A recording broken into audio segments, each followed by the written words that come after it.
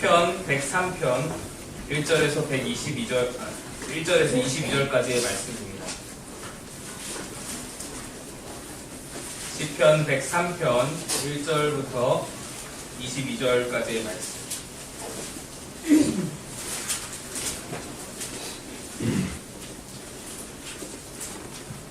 좀 길지만 우리 함께 교독하시면서 읽겠습니다. 제가 먼저 읽겠습니다.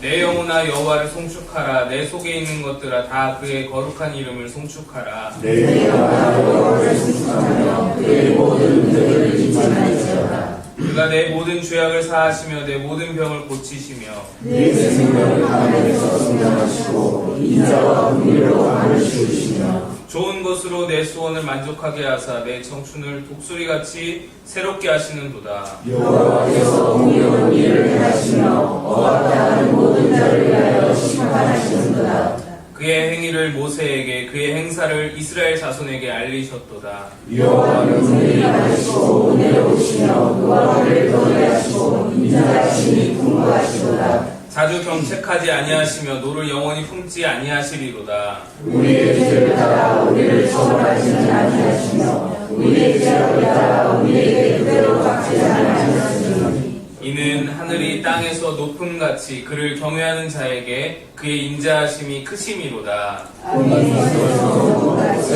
우리의 죄를 우리에게서 멀리 하시며 아버지가 자식을 긍휼히 여김같이 여호와께서는 자기를 경외하는 자를 긍휼히 여기시나니 이는 그가 우리의 죄를 아시며 우리가 단지 존재주님을 기억하시리로다. 인생은 그날이 풀과 같으며 그 영화가 들의 꽃과 같도다. 그것을 순간 인사하며 벗어나니 우리 전자대로 다시 못하더라. 여호와의 인자하심은 자기를 경외하는 자에게 영원부터 영원까지 이르며 그의 의는 자손의 자손에게 이르리니 곧 그의 하나님이시고 우리의 것들을 기억하여 하나님 자에게 이르다. 여호와께서 그의 보좌를 하늘에 세우시고 그의 왕권으로 만유를 다스리시도다. 능력이 있어 여호와의 말씀을 하며 그의 말씀의 소리를 듣는 여호와의 천사들이여 여호와를 송축하라. 그에게 수종들며 그의 뜻을 행하는 모든 천군이여 여호와를 송축하라. 여호와의 주심을 받고 그가 다스리는 모든 곳에 있는 너희여 여호와를 송축하라. 내 영혼아 여호와를 송축하라. 아멘. 아멘. 할렐루야. 아멘. 감사합니다. 사람이 인간이라는 존재가 만족하면서 살기란 참 힘든 것 같습니다. 많은 청년들이 또 특히 이제 총각들이 돈을 많이 벌고 싶어 합니다. 저가 담당했던 청년부 청년들도 그랬는데 돈을 막 벌고 싶어요. 그래서 왜 돈 벌고 싶냐라고 물어보면 차를 사고 싶대요. 차가 있어야 한답니다. 그래서 차를 사고 싶답니다. 그래서 그들의 삶을 이렇게 가만히 보면 또 대부분의 저의 친구들이나 이렇게 한번 봐보면 차를 삽니다. 결국에 돈을 벌어서 차를 사요. 차를 사고 나면 집을 사고 싶습니다. 집을 삽니다. 집을 사고 나면 결혼을 하고 싶습니다. 결혼을 합니다. 결혼하고 나면 끝이냐? 그렇지가 않아요. 결혼하고 나면 예전에 산 차를 바꾸고 싶습니다. 차를 바꾸고 나면 집을 바꾸고 싶습니다. 집을 바꾸고 나면 마누라를 바꾸고 싶어요.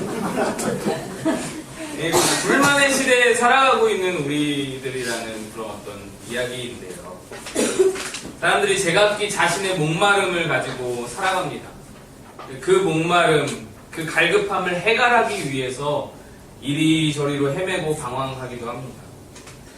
그리고 혹시나 이것 먹으면 해결되지 않을까 하고 만족하게 못할 것들 자꾸만 입에 넣고 있습니다. 그런데 그것들은 더욱더 우리를 목마르게 할 뿐 참된 해결을 주지 못합니다. 제가 청년들에게 이런 말을 자주 했습니다. 인간은 태어나면서부터 가슴에 커다란 구멍을 안고 태어나는 거다. 이만한 구멍을 제각기 각자 다른 모양의 구멍난 가슴을 안고 태어난다. 그 구멍이 너무나 헛헛해서 이 구멍 때문에 너무 허전해가지고 이 구멍 채우기 위해서 막 가진 노력을 다 하는 거다. 어떻게 어떤 사람은 술로도 채워보려고 하고, 어떤 사람은 돈으로도 채워보려고 하고, 어떤 사람은 인간관계로 채워보려고 하고, 사랑으로 채워보려고 하고, 쾌락으로 채워보려고 하고, 여러 가지 방법으로 성공으로, 명예로, 인기로, 권력으로 채워보려고 시도하지만 잠깐은 채워지지만, 쾌락으로 채워보려고 하지만 잠깐은 채워지지만 이내 다시 뻥 뚫려버리는 그 가슴을 우리는 느낄 수밖에 없다. 그것이 우리 인간들마다 가진 가슴의 구멍인 것입니다. 이사야 55장에 이렇게 기록되어져 있습니다. 우리 한번 찾아서 읽어볼까요? 이사야 55장 1절에서 3절 말씀입니다. 이사야 55장 1절에서 3절의 말씀입니다.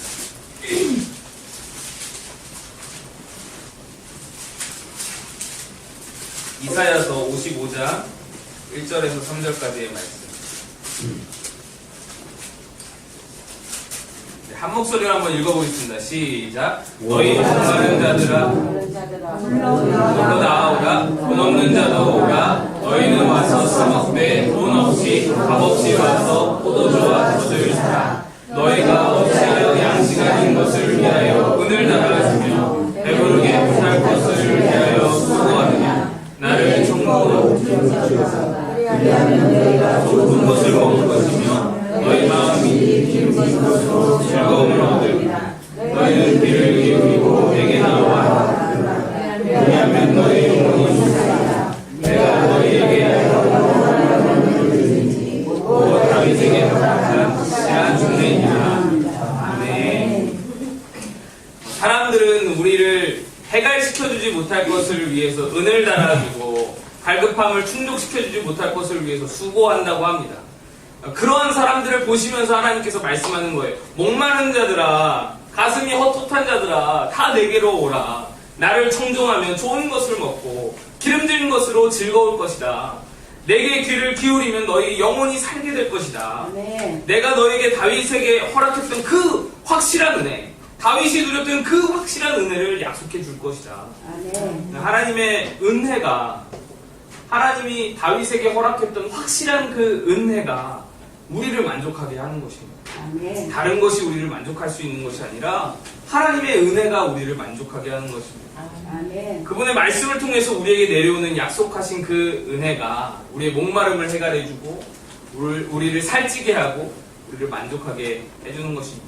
네. 하나님의 값없이 주시는 은혜 외에는 우리가 만족할 것이 세상에 없는 줄로 믿습니다. 네.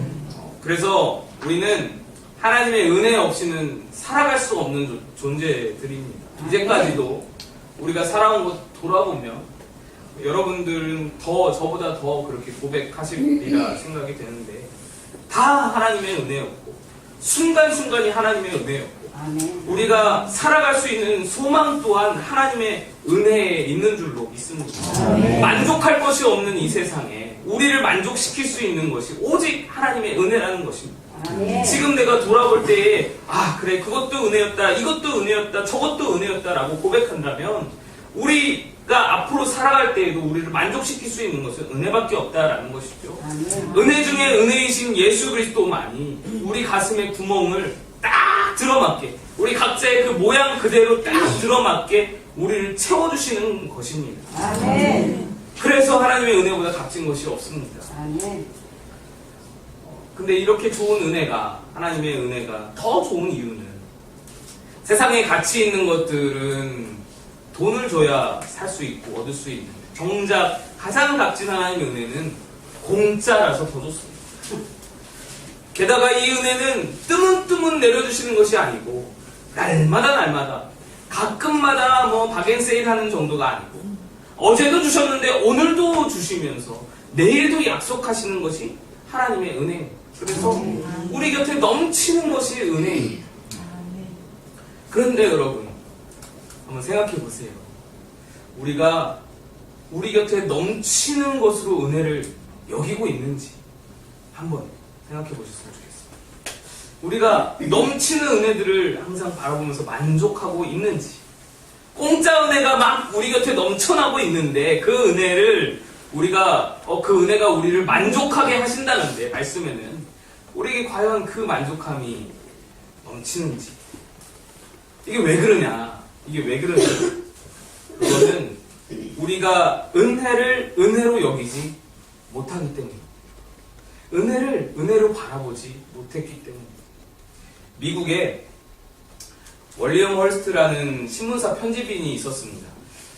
이분이 굉장히 부유한 삶을 살면서 골동품 수집하는 것을 취미로 갖고 있었습니다. 그래서 진귀한 미술품이 있다, 진귀한 골동품이 있다 하면 세계 어디라도 쫓아가서는 그걸 사들이고는 했습니다. 어느 날 유럽 왕가에서 사용했던 도자기 하나가 있다는 것이 그 잡지를 통해서 알게 됐습니다. 이 잡지에서 그 도자기의 그림을 보는 순간 이 사람이 막 가슴이 뛰는 거예요.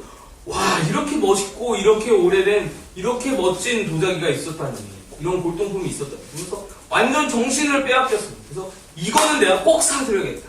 이거는 얼마나 억만금을 주더라도 내가 이건 사야겠다. 그리고는 유럽을 여행했습니다. 유럽을 찾아갔습니다. 그래서 여러 번을 여행했고 추적을 여러 번 해봤지만 이 도자기의 종적을 알 수가 없는 거예요. 그래서 이 도자기를 누가 가지고 있는 건지, 도대체 어디에 숨겨놓은 건지 찾다 자기가 가지고 있는 모든 정보력을 다 동원해서 찾다 결국은 못 찾아서 굉장히 안타까워하면서 실망하고 있던 차에 또 어떤 골동품 잡지를 보는데 그 잡지에 그 도자기가 또 실린 거예요. 그래서 깜짝 놀라서 이렇게 읽어보니까 그 도자기가 미국의 어떤 사람에게 비싼 값에 팔렸다라고 써있는 것입니다. 깜짝 놀라서 도대체 어떤 사람이 이걸 샀는가 하고 봤더니 자기 이름이라는 거예요. 자기가 옛날에 샀던 거예요. 자기가 옛날에 비싼 값을 주고 샀는데 이미 도자기를 소장하고 있는데 일단 사놓고는 들여다보지도 않고 관심도 갖지 않고 그러고 있다가는 나중에 돼서야 찾던 것이 자기의 소유였다는 것을, 자기 창고에 들여져 있었다는 것을 그제서야 알게 된 것입니다. 자기가 이미 갖고 있는데 그토록 찾아 헤맸었다라는 것이죠. 우리가 하나님의 은혜를 대하는 모습이 혹시 이와 같지는 않은지 우리가 돌아볼 수 있어야 합니다.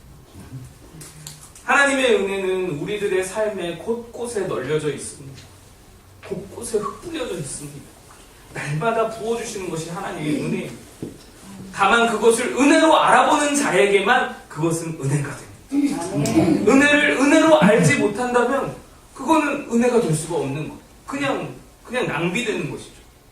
여러분이 가지고 있는 가장 소중한 자기 자신, 내 삶, 또 내 건강, 지금 처하고 있는 이 현실, 상황, 귀중한 의미를 내가 깨닫지 못한다면 은혜는 결코 은혜가 될 수 없고 복이 결코 복될 수 없다라는 것입니다. 예전에 제가 한 권사님을 만났는데요. 이 권사님은 다른 분들에게 들어보면 이 권사님을 다 부러워합니다. 돈도 많으시고요. 자식도 잘 키워서 좋은 남부럽지 않은 그런 직장에 다 들어가고 아주 훌륭한 자녀로 키웠습니다. 그리고 남편도 굉장히 잘해주시고요. 신앙 좋고요. 세상에 돈 많고 남편 좋고 자식 좋으면 이제 끝난 거 아니에요? 다 잘 갖춘 거잖아요. 이 세 가지 중에서 한 가지도 갖지 못한 여인들이, 그런 분들이 이 세상에 얼마나 많나요? 그러니까 이 권사님을 바라보면서 다들 부러워하는 거예요. 얼마나 부러워하는지요. 나는 그 중에 한 가지만이라도 좀 가졌으면 좋겠다 하는 분들도 수없이 많았습니다. 그런데 그 권사님은 저를 만나면 힘들다는 거예요. 걱정이 많으신 거예요. 고민이 많으신 거예요. 혹시 여러분 중에서도 이런 조건에 있는 권사님이 이렇게 부럽다라는 마음이 드실 수도 있을지 모르겠어요. 그런데 저는 우리에게도 그것이 똑같이 적용된다라는 생각을 해봅니다. 많은 사람들이 이 권사님을 부러워하지만 이 권사님은 자기를 누군가 부러워한다는 걸 전혀 모르고 있듯이 우리의 삶도 별 볼 일 없지만, 우리의 삶도 내세울 거 없지만 누군가는 우리를 바라보면서 부러워하고 있다라는 것이죠. 누군가는 이렇게 좋은 예배실에서 예배드리는 것을 부러워할 수 있다는 것이죠. 누군가는 우리가 이루고 있는 그 기초적인 너무나 소소하게 우리가 누리고 있는 가정의 행복, 건강 이런 것들을 부러워하고 있을 수 있다는 것이죠. 다른 사람들은 모두가 멀리서 나를 보면서 부러워하고 있다 하더라도 정작 자기 자신은 행복하지 않은 거예요. 자기 자신은 그걸 누리지 못하는 거예요. 은혜가 될 수 있는 것은 은혜를 은혜로 깨달아야 은혜가 되는 것이죠. 은혜로 느껴야 되는 거예요. 그 은혜로 감격할 수 있어요. 그 은혜로 안에서 만족할 수 있어요. 이 큰 은혜 안에서 사니까 더 바랄 것이 없다고 말할 수 있어야 되는 거예요. 그것이 바로 그리스도의 삶이고 행복한 삶인 줄 믿습니다. 오늘 본문 말씀을 보면은 2절에 이렇게 나와 있습니다. 내 영혼아 여호와를 송축하며 그 모든 은택을 잊지 말지어다 말씀하고 있습니다. 하나님의 은혜를 잃어버리지 말라는 말씀입니다. 그걸 놓치지 말라는 말씀입니다. 그러면서 시인은 그 아래로 수많은 하나님의 은혜를 계속해서 열거하고 있습니다. 우리 죄를 사하시고 우리를 구원하시고 병을 고쳐주셨고 인자와 긍휼을 베푸시고 좋은 것으로 우리 소원에 응답해 주셨고 건강을 주셔서 청춘을 독수리같이 새롭게 하시고 우리를 항상 경책지 아니하시고 노를 영원히 품지 않으시고 죄를 따라서 우리를 벌하지 않으시고 동이 서에서 먼 것 같이 우리 죄가를 멀리 옮기신 그 은혜를 계속해서 열거하면서 말하는 거예요. 이거 은혜를 잃어버리지 말라라는 거예요. 그리고 그 후에 하나님께서 그 은혜를 베푸시는 이유에 대해서 14절에서 16절까지 나옵니다. 왜냐하면 왜 이 은혜를 베푸냐면 우리의 체질을 하나님께서 아시기 때문이다라는 거예요. 그 우리의 체질이 뭐냐? 진토라는 겁니다. 우리가 진토래요. 흙에서 온 아무것도 아닌 존재라는 것입니다. 또 우리들의 파란만장한 인생이 들판의 풀과 같다라는 거예요. 우리가 평생 동안 노력하여 얻은 영광이 들의 꽃과 같다라는 거예요. 건기가 되고 바람이 불면 그냥 후 불면 날아가 버리는 그런 것과 같다라는 것입니다. 여러분 그렇습니다. 하나님의 세세한 아주 세밀한 은혜 하나하나가 없다면 우리는 그냥 진토 같은 존재라는 거예요. 은혜 없이는 우리는 흙덩어리라는 겁니다. 은혜 없이는 곧 지푸라기로 변해버릴 풀과 같은 삶이 우리 인생이라는 것이고 은혜 없다면 우리 삶에서 시들어버린 시들어버릴 꽃과 같은 그런 존재가 우리라는 거예요. 그러니까 바꾸어서 말하면 뭐냐면 우리 삶에 있어서 시들어버린 꽃보다 조금이라도 나은 것이 있다면 시들어버린 꽃보다 조금이라도 우리 삶에 좀 괜찮다 하는 것이 어떤 것을 가지고 있다면 그게 은혜라는 거예요. 하나님의 은혜의 선물이라는 거예요. 바람이 지나가서 없어지는 먼지보다 우리가 조금이라도 나은 어떤 것을 우리가 소유하고 있다면 이미 손에 쥐고 있다면 그게 바로 하나님의 은혜의 선물이라는 것입니다. 바로 이 지점에서 우리가 깨달을 것이 있습니다. 우리가 은혜로 돈 벌고 은혜로 잘 사는 거 맞고요. 그래서 은혜가 필요하고 은혜로 건강하고 은혜로 우리가 모든 것을 행복을 누리는 거 맞습니다. 그런데 은혜가 필요한 이유는 훨씬 더 근본적인 이유에 있습니다. 뭐냐면 나의 존재 자체가 은혜 아니면 설명될 수 없다는 것입니다. 은혜가 필요한 이유는 내 심장 박동 자체가 나의 삶 자체가 나의 정신 자체가 나의 태생 자체가 은혜 아니면 설명될 수 없다는 거예요. 우리의 삶이 그 은혜에서 출발하기 때문에 은혜가 필요하고 은혜가 필수고 은혜로 살아왔고 앞으로도 은혜 아니면 살 수 없다는 거죠. 헬렌 켈러 여러분 잘 아시죠? 그분이 말년에 어떤 기자가 그에게 물었습니다. 이런 육체적인 고통과 함께 한평생을 살아왔는데 당신은 하나님을 원망해 본 적 없습니까? 그랬더니 여인이 헬렌 켈러가 빙그레 웃으면서 이렇게 대답했습니다. 제가 하나님께로 받은 은혜를 헤아리는 것만으로도 시간이 없는데 그리고 하나님께 대하여 감사하는 것만으로도 시간이 부족한데 어찌 원망할 시간이 있겠습니까? 감사하고 그 은혜를 기뻐하는 것으로도 시간이 부족합니다. 그리고 그녀가 세상을 떠날 때 이렇게 유언을 했다고 합니다. 나의 일생은 참 아름다웠다. 결국 눈을 감았대요. 한평생을 하나님께 원망과 불평만 하면서 살자고 해도 그래 저 사람은 저럴만해 라고 이해가 되는 사람이잖아요. 그분은 원망할 만해. 나라도 원망하겠어 라고 이해가 될 만한 그런 삶을 살았던 장애인 헬렌 켈러인데 원망할 시간이 없었다. 감사하기에도 시간이 부족했다라는 말을 하는 거죠. 이 사람이 바로 은혜를 아는 사람입니다. 남들은 그를 불행하게 보지만 그러나 그는 은혜를 알아서 은혜를 느끼는 삶을 살아가는 것입니다. 마지막으로 한 가지만 말씀드리고 말씀을 마치고자 합니다. 제 삶을 이렇게 가만히 바라볼 때에 이 예화가 너무 마음에 와닿는데요. 여러분도 한번 공감이 되시는지 한번 들어보셨으면 좋겠어요. 알렉스 할리라는 작가가 있습니다. 1976년에 루츠라는 책을 써서 매우 유명해졌습니다. 이 책 내용이 뭐냐면 아프리카에서 노예로 끌려왔지만 긍지를 잃지 않고 자유의 삶을 향해 끝없이 도전해온 자신의 그 선조들의 뿌리를 찾아 기록으로 남긴 책이 바로 루츠라는 책입니다. 이 책은 순식간에 베스트셀러가 되었습니다. 그래서 굉장히 유명해졌고 TV의 미니시리즈로도 만들어지기도 했다고 합니다. 그래서 이 작가 할리는 대단한 성공을 거두었습니다. 수많은 사람들이 이제 할리를 찾아오고 할리를 인터뷰하기 위해서 만나기 위해서 그렇게 찾아왔습니다. 근데 한 기자가 할리의 사무실에 이렇게 찾아가서 인터뷰를 하는데 할리 사무실에 좀 엉뚱한 그림 액자가 걸려 있었다고 합니다. 높은 기둥 위에 그 액자 안에 그림이 그려져 있는데 높은 기둥 위에 꼭대기에 거북이 한 마리가 작은 거북이 한 마리가 이렇게 놓여 있는 그림이었습니다. 굉장히 높다란 기둥 위에 작은 거북이 한 마리 달랑 있는 그 그림을 액자로 해서 그 알렉스 할리가 벽에다 걸어놓은 겁니다.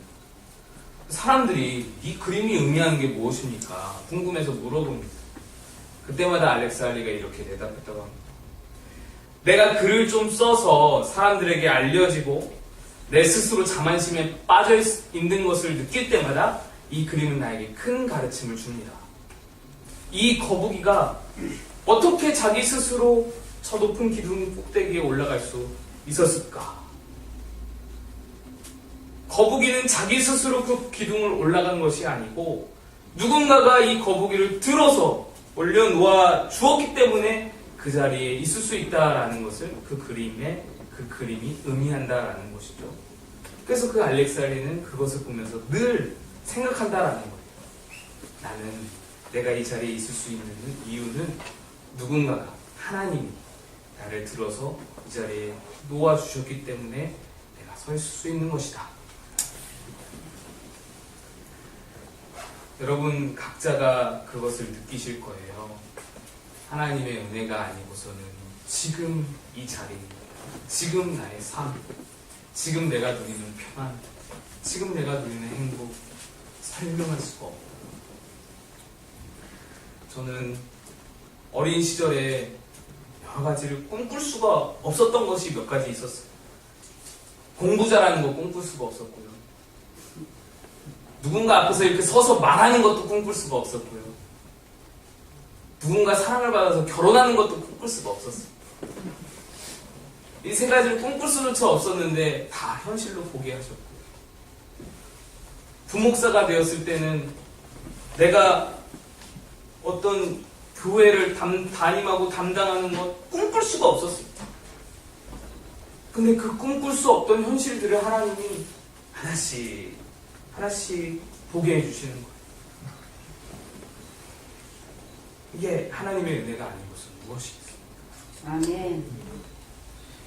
거북이가 스스로 높은 기둥에 오를 수 없는 것처럼 누군가가 거북이를 올려놓았기 때문에 거북이가 그 자리에 있을 수 있는 것처럼 저와 여러분의 삶은 지금 하나님의 은혜의 결과물인 줄로 믿습니다. 아멘. 이거를 안다면 이것만 깨우치고 이것만 기억한다면 그러면 우리의 앞으로의 삶은 걱정할 게 없는 거예요. 하나님의 은혜에 의지하고 그렇게 붙들고 살아가면 날마다 하나님의 은혜의 공급하심으로 말미암아 평안과 행복을 누리며 기쁨 가운데 걸어갈 수 있는 우리의 삶이 될 줄로 믿습니다. 이렇게 기도하겠습니다.